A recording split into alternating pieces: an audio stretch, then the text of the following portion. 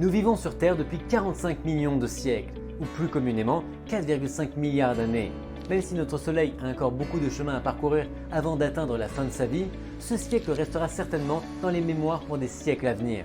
Serait-ce là la première fois que nous sonderons d'autres planètes, que nous entrerons peut-être en contact avec des extraterrestres et que nous irons même coloniser Mars? Cela ressemble à de la science-fiction, mais cela pourrait bien arriver. Si vous avez envie d'explorer l'idée d'un futur complètement hors du commun et pourtant à portée de main, voyons ce que nous en réservent les prochaines décennies en termes de voyages interstellaires et de découvertes.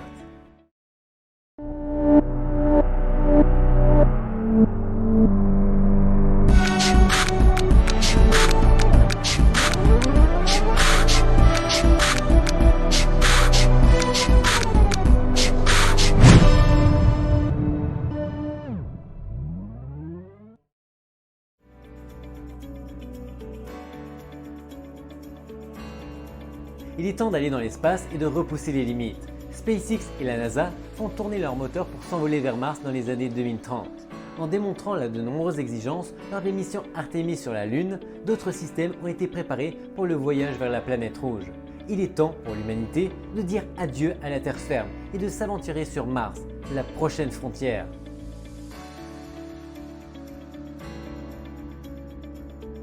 Les aventuriers de l'espace en route pour Mars effectueront un voyage de plusieurs millions de kilomètres, 480 millions pour être tout à fait précis, dans l'espace extra-atmosphérique. Une technologie de propulsion moderne est indispensable pour y arriver rapidement et en toute sécurité. Bien qu'il soit trop tôt pour dire quelle forme de propulsion sera utilisée, la NASA sait qu'elle doit utiliser des éléments nucléaires pour réduire le temps de vol. Par conséquent, la NASA envisage à la fois la propulsion nucléaire électrique et la propulsion nucléaire seule. Les deux options font appel à la fission nucléaire, mais elles diffèrent nettement en ce sens que la nucléaire électrique a un taux d'efficacité beaucoup plus élevé, tandis que le nucléaire thermique fournit une plus grande puissance de propulsion. Quelle que soit l'option choisie, la dépendance à l'égard des moteurs nucléaires réduira le nombre de jours pendant lesquels l'équipage sera hors de la zone terrestre. Par exemple, nous estimons aujourd'hui qu'un voyage vers Mars prendrait 9 mois. La NASA étudie, teste et construit actuellement des pièces pour les différentes technologies de moteurs fusées afin de réduire les facteurs de risque associés à la mission du premier équipage sur Mars.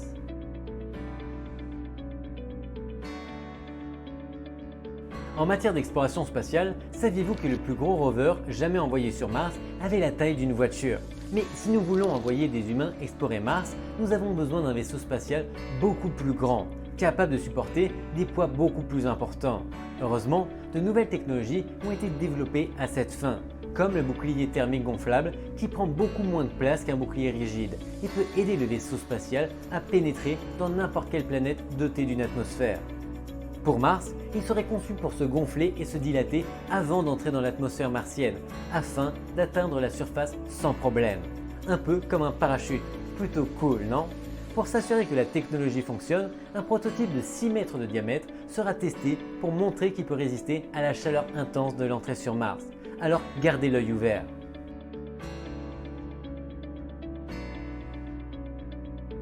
Les astronautes sont sur le point de se lancer dans l'aventure de leur vie. Ils auront besoin d'un vaisseau spatial fiable pour les emmener dans leur voyage. Mais ce n'est pas tout. C'est là qu'intervient l'incroyable combinaison spatiale de haute technologie de la NASA.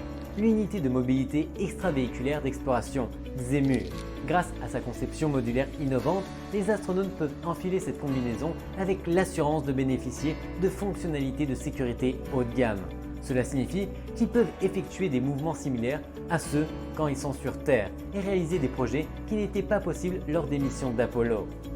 À l'avenir, la NASA pourrait même apporter d'autres améliorations pour garantir que ces astronautes soient prêts à affronter les éléments hostiles de Mars. Ils auront besoin d'une technologie spécialisée pour les protéger de l'excès de dioxyde de carbone présent dans l'atmosphère et de vêtements pour les garder chauds pendant les hivers arctiques et frais pendant les étés étouffants. On pourrait appeler ça de la mode spatiale.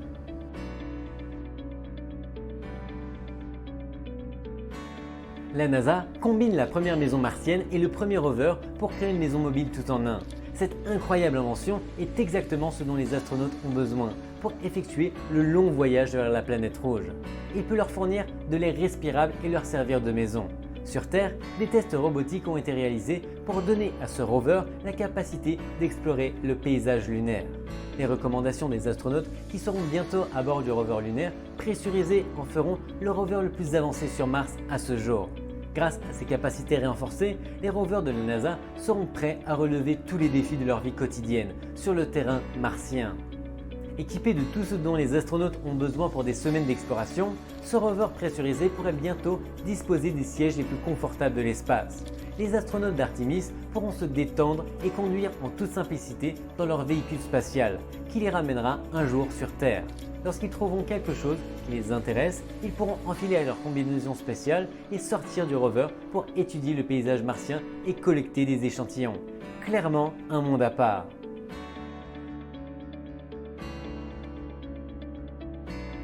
Vous partez pour Mars et avez besoin d'un peu plus de jus. Ne vous inquiétez pas, la NASA a mis au point une source d'alimentation fiable et légère qui permettra à vos gadgets de rester alimentés sur la planète rouge, quelles que soient les conditions météorologiques et où que vous alliez. La fission nucléaire est la solution à tout. Une technologie que la NASA a déjà testée et qui s'est avérée sûre et suffisamment efficace pour les missions à long terme. De plus, contrairement à l'énergie solaire, la fission nucléaire peut résister aux cycles jour-nuit et aux tempêtes de poussière martienne de longue durée. D'abord sur la Lune, puis sur Mars. Avec cette énergie nucléaire omniprésente, c'est comme étant dans Fallout 4. Quand verrons-nous des armures assistées ?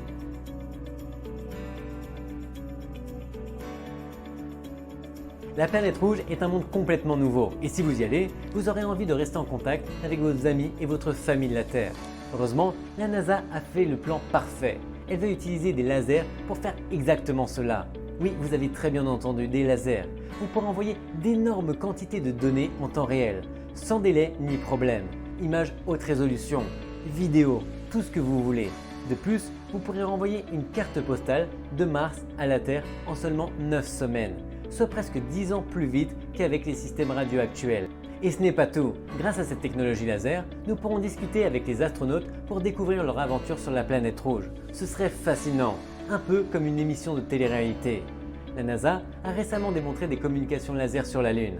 Elle souhaite désormais tester différents scénarios et obstacles associés à l'orbite terrestre basse avant de les utiliser pour un véritable vol spatial habité. Il enverra même un émetteur dans l'espace lointain pour voir ce qu'ils peuvent faire.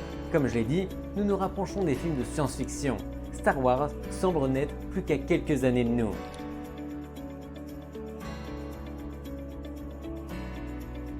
Si l'on veut aller au-delà de ce que l'on connaît, il faut atteindre la vitesse ultime, une vitesse que personne n'a jamais atteinte auparavant, la vitesse de la lumière. À notre connaissance, il est impossible pour nous d'aller à 300 000 km par seconde. Pour atteindre cette vitesse, il nous faudrait une quantité infinie d'énergie. Il faudrait nous transformer en énergie pure et c'est tout. Mais même dans ce cas-là, il faudrait des années pour atteindre certains systèmes stellaires et certaines galaxies. Prenez par exemple les GJ1002b et GJ1002c. Ils sont à 16 années-lumière de la Terre. Cela signifie que nous vieillirons de 16 ans dans le processus. De grands noms comme Einstein et Nathan Rosen ont expérimenté les théories de la relativité, notamment les trous de verre Wheeler-Wisner ou les ponts Einstein-Rosen, qui imaginent des passerelles entre deux régions de l'espace-temps. Nous pourrions prendre des raccourcis dans l'espace-temps, voire potentiellement entre des univers parallèles. Mais si tout cela est vrai, il est très peu probable que nous puissions sortir de l'autre côté. Autrement dit, attention! L'exploration humaine sera limitée aux planètes et aux lunes de notre système solaire dans un avenir prévisible. La raison principale en est que si nous ne maîtrisons pas la vitesse nécessaire, le temps de transit vers d'autres étoiles utilisant les technologies connues dépasse l'espérance de vie des humains. Et il le restera même si des formes de propulsion futuristes pouvaient être développées, ou si nous pouvions perfectionner les techniques d'hibernation ou d'animation suspendue. Et tout cela se ferait en un clin d'œil, du moins pour ceux qui dorment.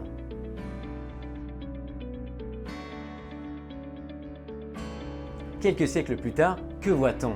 Les cieux se sont ouverts à nous. De petits vaisseaux spatiaux robotisés, travaillant en flotte magique, explorent et cartographient l'ensemble du système solaire, planètes, lunes et astéroïdes. Exploitation minière et fabrication dans l'espace. Nous n'avons plus besoin de transporter tous nos matériaux depuis la Terre. Nous avons des usines robotiques géantes, équipées de panneaux solaires surdimensionnés et de réseaux informatiques massifs. et bien sûr des successeurs du fidèle télescope Hubble, avec des miroirs géants et très fins assemblés en apesanteur pour élargir notre vision des étoiles, des galaxies et de l'infini de l'espace. Mais malheureusement, il n'existe actuellement aucune colonie dans l'espace où nous pourrions sauter, pas même à proximité des étendues sauvages de l'Antarctique ou du sommet du mont Everest. Alors imaginez-vous sur une autre planète. Penser que l'espace est la solution parfaite au problème de la Terre serait être une erreur dangereuse. Il n'y a toujours pas de planète B prouvée. Alors avec tout cela en tête, partons non pas dans quelques décennies, ni même dans quelques siècles, mais dans des millénaires. Si nous parvenons à survivre à ces millénaires, nous pourrions dominer la carte galactique et voyager sans hésiter.